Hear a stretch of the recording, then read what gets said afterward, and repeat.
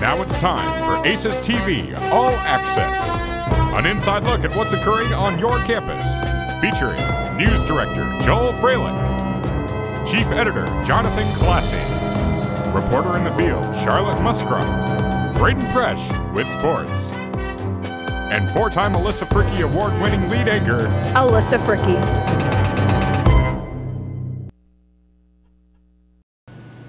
Hello and welcome to the first edition of AcesTV All Access, the University of Evansville student home for news and entertainment. AcesTV is a student-run program that produces videos for ACES athletics and campus life. This semester we hope you're getting back into the swing of things, and this year the university and Evansville community have taken a special interest in your health.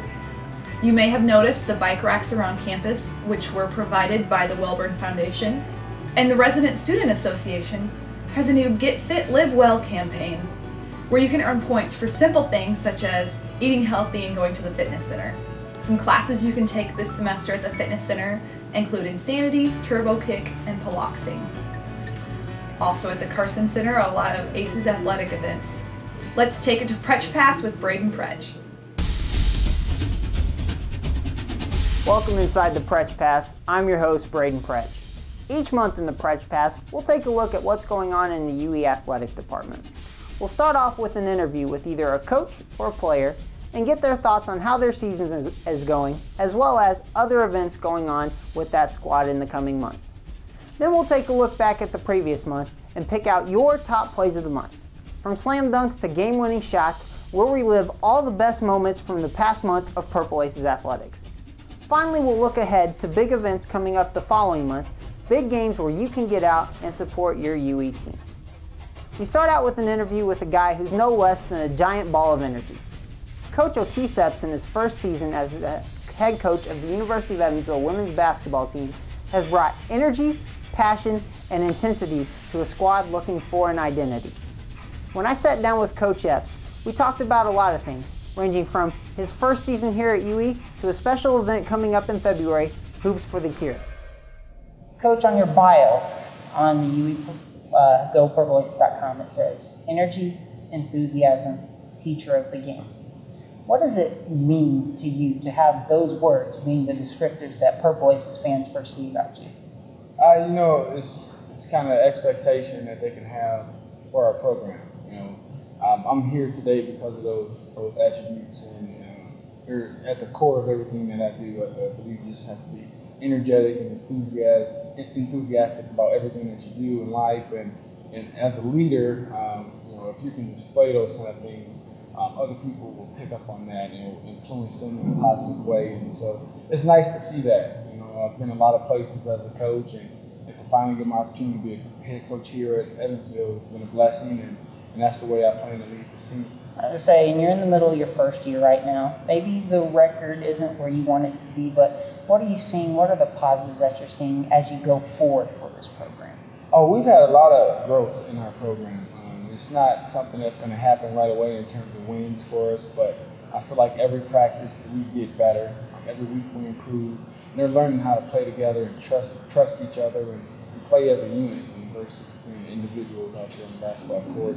And so I'm excited for where our program is going. We're doing a great job recruiting in the state of Indiana, and we just want to continue to grow it because we have a strong tradition in women's basketball, and we just want to bring it back to that level.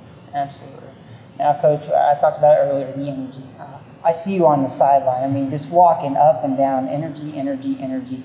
As a coach, do you feel that translates over to your players on the court? I do. For us, it's a process, but at some point, this team's going to take my identity, and I want it to be one of energy and enthusiasm. And so I've got to continue to model that for them. And it's not being fake, because I think kids see through that. It's who I am. And so once they start to embrace that and become more of me out there on the court, I think our fans are really going to enjoy what we put out there. Now, my favorite thing personally about you guys is you all get so excited about forcing the other team into shot clock violations.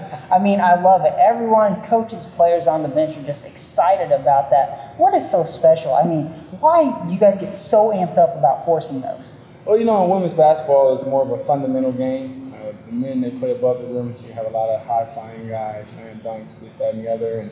And for me, being a defensive coach and us being a defensive team, a shot clock violation is a 360 slam dunk on a bad break for us. And it becomes very uplifting for us, and it kind of takes the wind out of the sails of our opponents sometimes. Absolutely. Now, you have moments in time where you realize that what you guys go out and do on the court is just a game. One of those moments that you have coming up here is the Hoops for the Cure game on February 12th.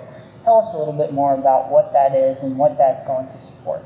Well, it's something that's done nationally for women's basketball, breast cancer awareness and cancer awareness, and we're just trying to do our part in terms of raising funds, getting it out to the public, making people more aware of what's going on with breast cancer, because it affects so many lives of people, coaches and players alike. And so it's a great opportunity for fans to come out and support. It's actually put on by the Evansville Tri-State CEG Coleman Race for the Cure.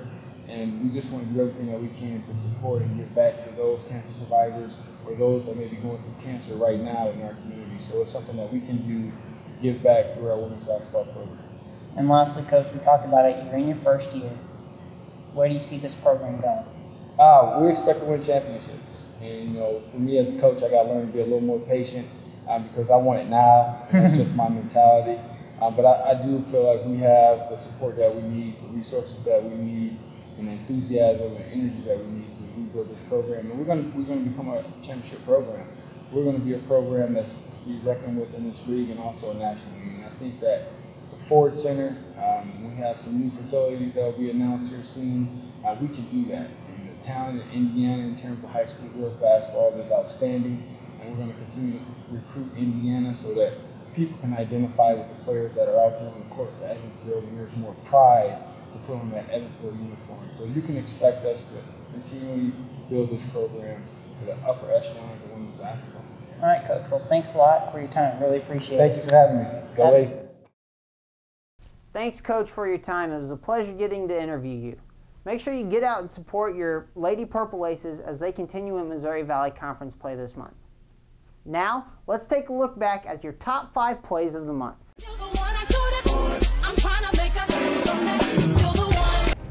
At number 5, Jordan Lewis and the Lady Aces taking on Wichita State. She gets the nice pass in, pump fakes, and gets the layup to go. One more time, looking for the block. Jordan Lewis says, "No suit for you." Nice layup, Jordan. At number 4, Ryan Sawville against Drake. He gets a nice bounce pass from Denver Holmes and throws down the emphatic slam. Take one more look at it. A nice dunk by Ryan Sawville. At number 3, back to the Lady Aces. Stacey Gillum on the inbounds is going to find Brianna Blair. She splits the defense and gets the layup to go. One more look, Brianna Blair, whoop, through the defense. Nice layup by Bree. Number 2, back to the men's side. An incredible individual performance by Colt Ryan against Bradley. He had a career-high 39 points, including a career-high 8 3-pointers. Colt absolutely dominated the game as the Aces won at the Ford Center. But number 1 is going to belong to Kenny Harris on this nice alley-oop slam against Illinois State, throwing it down. Take one more look. Denver Holmes to Harris. That's your number 1 play. Congrats to Kenny Harris on being our number 1 play of the month for that alley-oop slam dunk. If you have suggestions for the play of the month, send them in to me at UE Sports Guy on Twitter or Braden Pretch on Facebook, and then we'll see if they make the cut for next month's top plays. Now let's go ahead and take a look at what's coming up in the following months. On Sunday, February 7th, the UE men's Purple Aces basketball team welcomes in top 25 ranked Creighton to the Ford Center. Don't miss a matchup of 2 of the top scorers in the country as Evansville's own Colt Ryan faces off against Creighton's Doug McDermott. Then, on Sunday, February 12th, make sure you check out Hoops for the Cure at the Ford Center, a basketball game featuring the Lady Aces squad, but also going for a cause that is so much more important than just a game. Make sure you get out and support all your UE athletics teams, whether it's men's basketball and women's basketball as they go through conference play, or the women's tennis team, which starts up their season in February as well. Also, a big shout out to our men's and women's swimming and diving teams as they compete in their conference championships this month. Good luck, Aces. That's it for sports. Back to you, Alyssa. Thanks, Braden. And to share a little bit about student life and the international component at UE, let's take it to Charlotte Musgrove. Charlotte Muscroft here on behalf of AcesTV All Access. I'm your reporter in the field, and I'm here with Malcolm Flores, an international student here at the University of Evansville. But rather than me tell you about him, Malcolm can do it himself. Malcolm, thank you for being here today. You're welcome.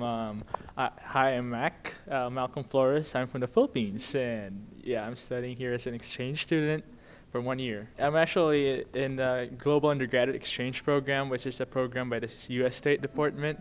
Yeah, they sent me here for like a cultural exchange, like to get to know the people of the U.S., the diversity we have here, and like also like share something about my culture, of course. What is the national language of the Philippines, and how many languages do you speak? I speak 3 languages, Filipino, Cebuano, and English. And then the official languages of the Philippines are Filipino and English. Can you explain a little bit about the culture and your life there in the Philippines? There are like similarities between the culture of the U.S. and the Philippines, but I would say like the Philippine culture is a bit more conservative. Is there a particular persona that generally is characterized by the Philippines? I would say like people in the Philippines are very jolly and warm, and like we just love to hang around people. We don't usually get alone. One Filipino that gets a lot of media coverage is Manny Pacquiao. Can you explain to us exactly who he is and his impact on the Philippines? Okay, Manny Pacquiao, the world's greatest boxer. He has been really an influential figure in the country. I mean, not really just in sports. That includes like politics, because he just ran into the Congress and won a seat there. I would say he's been a very significant figure in terms of like uniting the Filipino people, because every time he has a fight, people would naturally go and watch, and you won't see like cars on the streets. Crime rates go low. So what do people do for fun in the Philippines? Because I think food is one of the centerpiece of our culture. We always hang around with food. Yeah, whether it be like peanuts or just like water and something else and candies. Like there's always food in every gathering. Speaking of the food, what type of foods are characteristically Filipino? Barbecue, tapas. Oh, really? Yeah, chorizos. That's Spanish. Yeah, it's actually part of the influence again of Spanish. Can you explain more about the Spanish influence in the Philippines? Like we were a Spanish colony, and then so like we got that tradition from Spanish. Like we got Catholicism from the Spanish. We got some of the words we speak in Tagalog from the Spanish. The food, the traditions like the fiestas, and paying homage to the saints. That made us a melting pot of like the East and the West. Yeah, so like you have a taste of Oriental culture back in the country, and you have also this taste of the Western culture. What are the current events that are happening in the Philippines at the moment? Well, recently there was a flood actually in the city where I came from, where I spent my college years. It's in Cagayan de Oro. Yeah, and so my home university back in the Philippines, Xavier, became like an evacuation center and organized relief operation.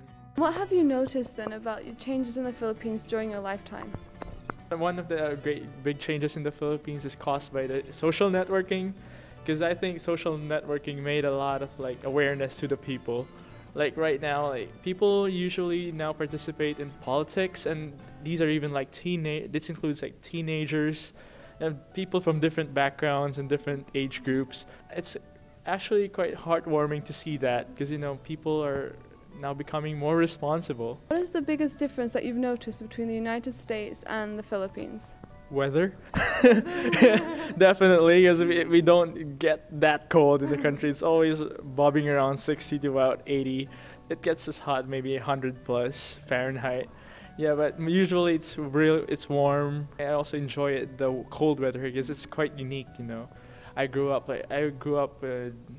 warm weather, and I've been living with it for 17 years already, and it's really good to like experience something new. Finally, what is one thing about your time here at UE that you think will really stick with you when you go back to the Philippines and make a big impact on your life? It's really heartwarming to like see different people from different backgrounds, different races, different beliefs, getting along, becoming friends. You know, and that's I think I would miss that. And then also that would enrich my experience, because that would help me a lot to like deal with people. Well, thank you so much for talking with us today, Malcolm. Yeah, You're welcome. This is Charlotte Muscroft here on behalf of AcesTV All Access. I just interviewed Malcolm, and thank you for watching. Thanks, Charlotte, for that student profile. We have a lot of things going on this month. On February 15th, the UE Jazz Ensemble will host a swing dancing event to raise money for a trip to Elmhurst College Jazz Festival. The theater department presents The Cripple of Inishmin, opening Friday, February 17th. And the Vagina Monologues will run on February 11th and February 12th. And don't forget to prepare for and attend the Career Fair on February 14th. Speaking of Valentine's Day, let's take it to Joel Freilich for our Hurden Ridge segment, Discount Dating.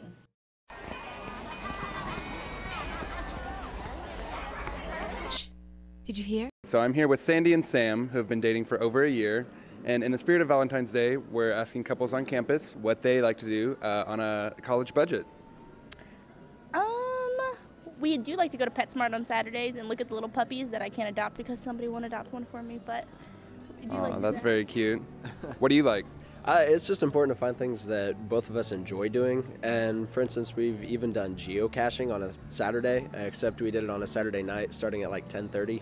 So we didn't really find anything in the dark, but we both, were able to get out there and just have a good time, just messing around. So do you guys have plans for Valentine's Day? What did we do last year? Sleep. We'll probably end up going out on a date somewhere, getting some food together, better eat. and maybe swinging by the casino because we both like to have fun there. And you can have a lot of fun with just like $20. That he loses. So do you guys have any tips for couples who might be dating and don't really want to go out for Valentine's Day, but just kind of want to stay around campus and things that you could do then?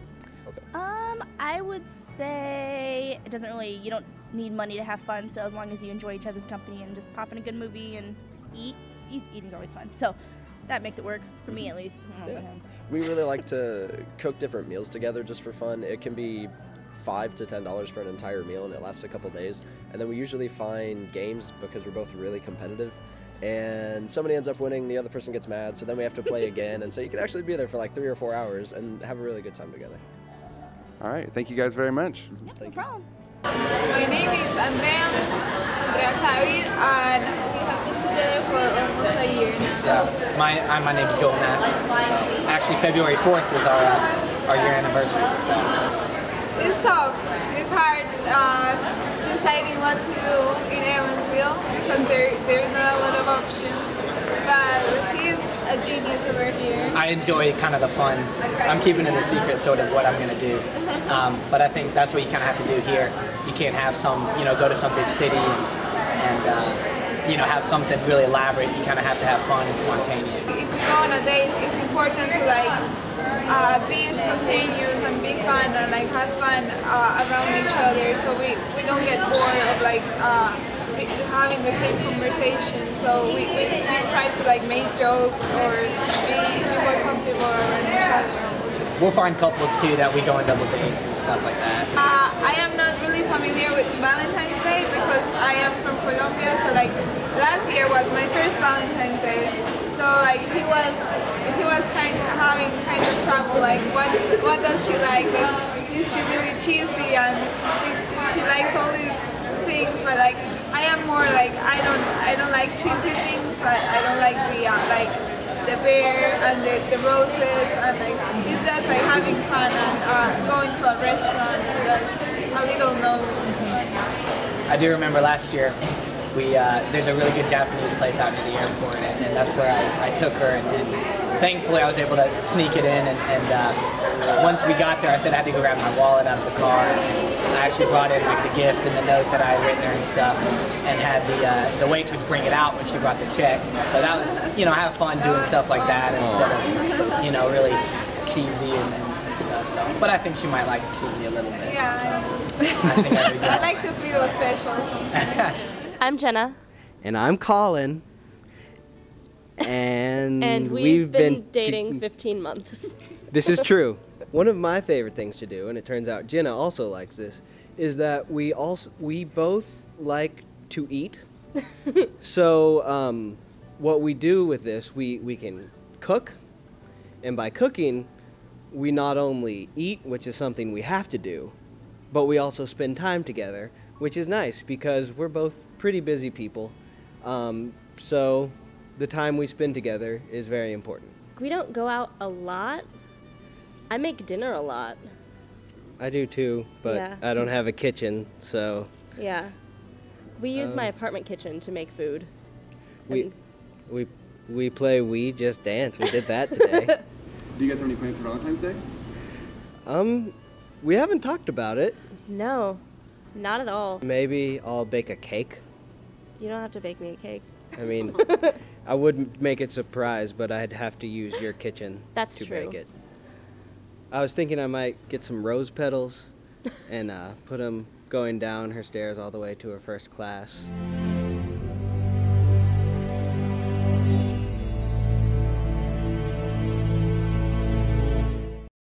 Thanks, Joel. This has been AcesTV All Access. Like AcesTV on Facebook for more news and entertainment.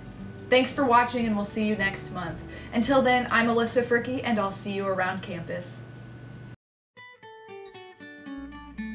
Want to be a part of AcesTV All Access or have suggestions for our show? Contact us at goacestv@gmail.com, follow us on Twitter @AcesTV, or like us on Facebook.